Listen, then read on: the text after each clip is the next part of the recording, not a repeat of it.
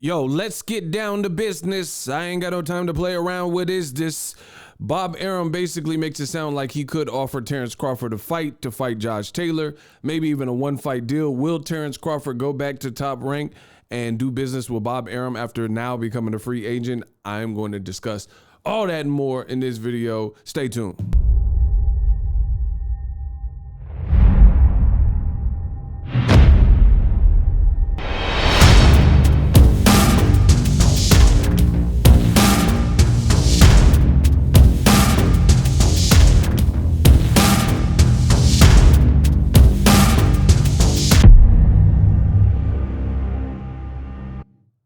What up, Fight World? It's your boy Ego, and I'm back with some more boxing. I do not know how you found my video, but somehow, some way you made it. Happy holidays, happy New Year's Eve, New Year's Day, whenever you're watching this video. Terence Crawford, that's the topic of this video. And Bob Arum did a recent interview. I want to talk about that. Will Terence Crawford go work with Top Rank after kind of putting Bob Arum on the spot? Bob Arum sounds very optimistic. In fact, roll the clip. Long-term contracts, and then, well, he's left you and so forth. No, he's finished. He said instead of a long-term contract, people are like, oh, he's left you. No. So he makes it sound like he knows something that we don't. Listen again. Long-term contracts, and then, well, he's left you and so forth. No, he's finished his contract. He's done his contract. He's earned what he was supposed to earn, and now he has to look for the best possible deal that's out there. I mean, that's the way it used to be. You know, going back to the 80s and 90s. Particularly the 80s, where I had all these great Leonard and Hearns and Hagler. Nobody had long-term contracts. And yet I did, of the 9 fights that they had, 7 of the 9, but without tying anybody to a particular contract, other than the fight contract. So that was from Bob Arum, an excerpt, link in the description.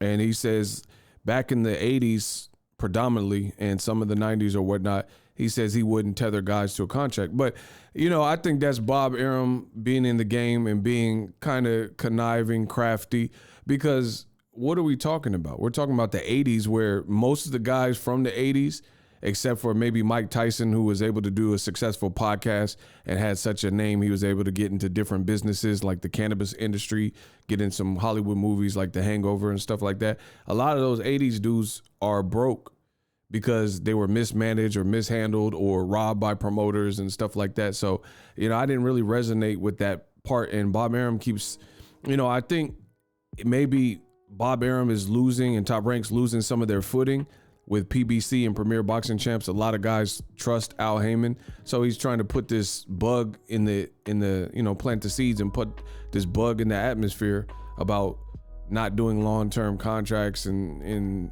you know, just working with the promoter. But we'll see what happens. But he made it sound like it was no big deal. I mean, I could play it again. He says a lot of people are like, oh, Crawford left you. He said no, he finished his contract. Long-term contracts, and then, well, he's left you and so forth. No, he's finished his contract. So he makes it sound more amicable, but I don't know. In the words of DMX, what type of games being played? How's it going down? Rest in peace to X. DMX and I be the best. You see the rest, they looking like they need a rest. I mean, what type of games are being played? Because the way Bud did it at the post-fight presser when he was sitting next to Bob Arum, it didn't look as cordial and amicable as Bob Arum is making it sound weeks later in this interview. Like, oh no, he just finished his contract. And, you know, Bud sounded like he had to get that off his shoulder. He was like, he had a chip on his shoulder almost, you know, because I remember everybody was hitting me up after the fight saying, oh, did you hear what Bud did? But I digress. we're going to see. I don't want to jump to conclusions. We're entering a brand new year, 2022. I'll let Crawford decide and, publicly come out, if he comes out, with who he's signing to and what his next fight is. I don't know why at this point, after getting several things right and Ego Stradamus continuing to strike and reign supreme on boxing, I don't even understand why people can listen to my channel and absorb the information and act like I don't know what I'm talking about, because everything that I've said in a lot of these situations, particularly Crawford, has come to pass, right? I told you everything that we're here. I still see this as being almost a weird pickle that Terence Crawford is in. All the talent in the world as a fighter, but ambidextrous as a fighter, but not ambidextrous as a businessman. And in the world of boxing, in this day and age, you have to move with a certain level of poise, and your business decisions and what you decide career-wise have to be really as good as the decisions you make on the fly in the ring. So you have to be, at least equivalent, or have an equivalent team. And I don't think that's been the case for Terence Crawford. I don't think his team that he's worked with or whatever, like ESPN, I don't think they rolled out the red carpet. All the talent in the world, you got a killer, and then they never even really, Terence Crawford's always saying, oh, my friends try to order the fight and they didn't know how to get it and things like that. This is not my opinion. Crawford said that.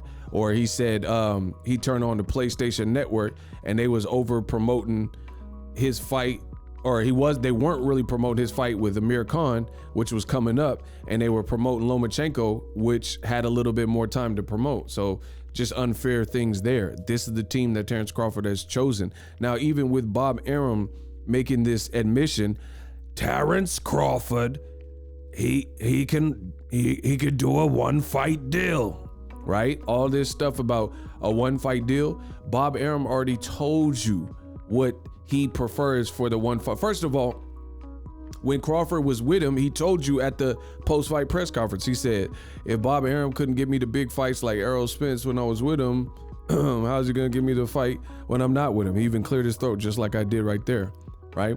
And he says, how is he gonna give me the fights now that I'm not with him? But I wish everybody the best. So I don't know, behind the scenes, it sounds like Bob Arum is trying to keep the people at peace and make it sound more amicable than what it is on Crawford's side. But I can't tell you what Crawford's next move is, because he's an unpredictable guy, just like he is in the ring. You don't know if he's going to come out orthodox or if he's going to come out southpaw. So I'll leave him to decide that. But either way, everything I said still stands.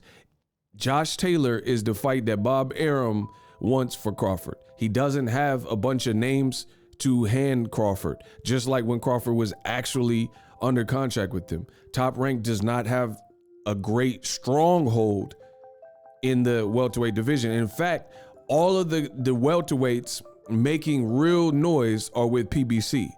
Then you have some up and comers, one with Golden Boy, Virgil Ortiz Jr., one a free agent, Jerron Boots Ennis. He's not really committed to PBC at the moment publicly.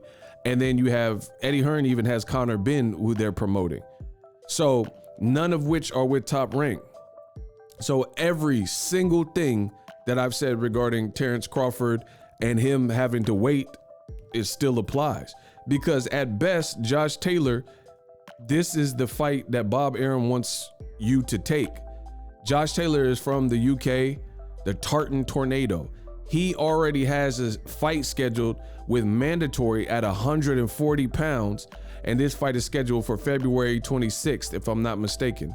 So he already has an event already scheduled. So that means, like I've said, look, boom, we got action. 02/26/2022. So almost March, he has a fight, February 26th. So the last week of February, he has a fight already scheduled. So just being realistic, this is a guy currently still signed with Bob Arum. He has to get past this fight, and then, keep his title, and then decide if he's moving up. And he's going to need some time to rest and recuperate, because that's just common sense. Gone are the days where it's like Sugar Ray Robinson fighting every 2 weeks or 5 times a month. That doesn't happen anymore at the elite level in boxing, unless you're a prospect or something like that. It doesn't happen that the guys are fighting that are elite in the elite class, which Josh Taylor is and Crawford is. Crawford only fought one time in the last 2 years. One time apiece each year. That's what I mean. He fought in November, December against Kell Brook 2020, and he fought in November against Sean Porter. So either way, Crawford is going to have to play the game that I told you. He's going to have to wait. Errol Spence is fighting Ugas. Keith Thurman's already lined up with Mario Barrios, and they got some more welterweights, Abel Ramos and other welterweights, Josecito Lopez on that card, right? Josh Taylor is a 140-pounder, and he's already booked. Regis Prograis, that's a fight some people have said. He's already booked. He has a fight in Dubai, right? We're about to bring in the new year. Mikey Garcia is coming off a loss, so I don't really see that fight being made, and so on and so forth. So Bud Crawford's in a bad spot because he's saying he's the A side over Errol Spence, and that business-wise doesn't make any sense. And at the end of the day, he's not. I don't see how he really gains the leverage that he thinks he has right now. Bob Arum's trying to offer you a fight with Josh Taylor, which I'll get into more, but I've already said, to me, that fight's a setup. Just to put you in the mindset, Pacquiao's very last fight with Top Rank, this is what he said after the Jeff Horn fight. It's not my words. This is what the legend Manny Pacquiao had to say.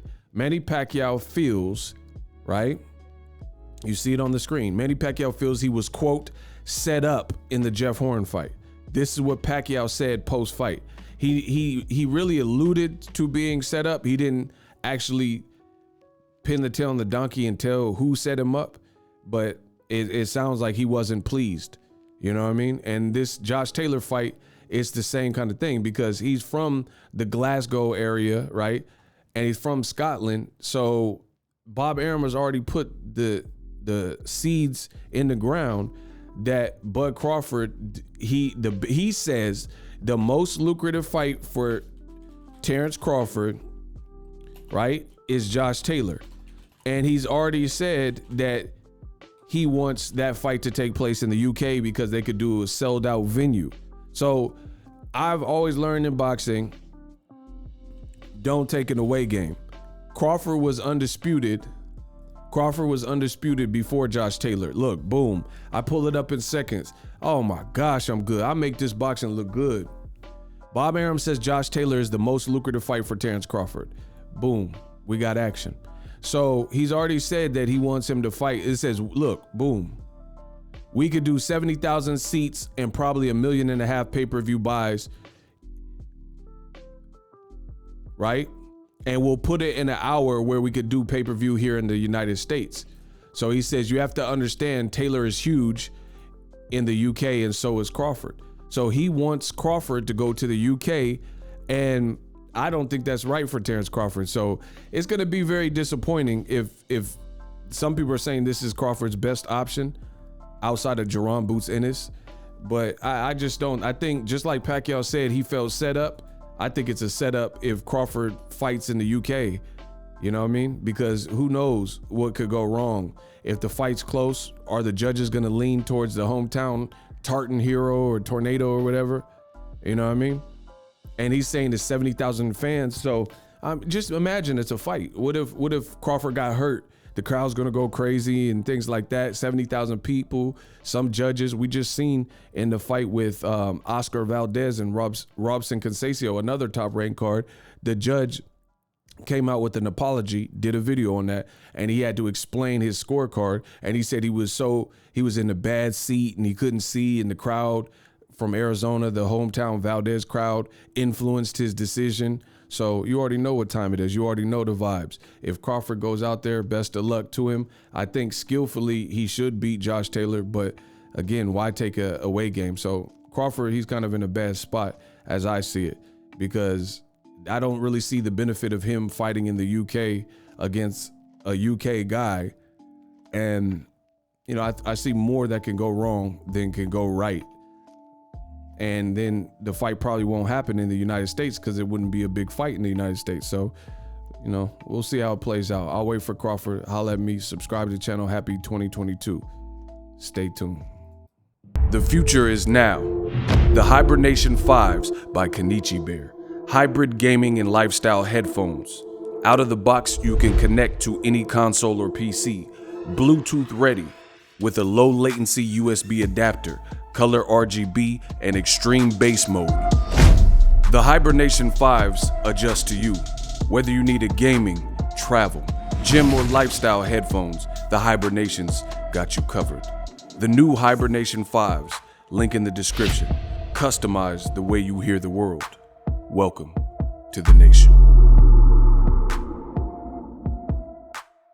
Are you tired of your YouTube videos not getting any views? Well, consider TubeBuddy. I've used TubeBuddy for years to scale up my YouTube channel. Now we're sitting over 200,000 subscribers. TubeBuddy is a browser extension that offers a ton of built-in productivity and time-saving services to take your channel to the next level. Use my link in the description to get started with TubeBuddy and level up your channel faster.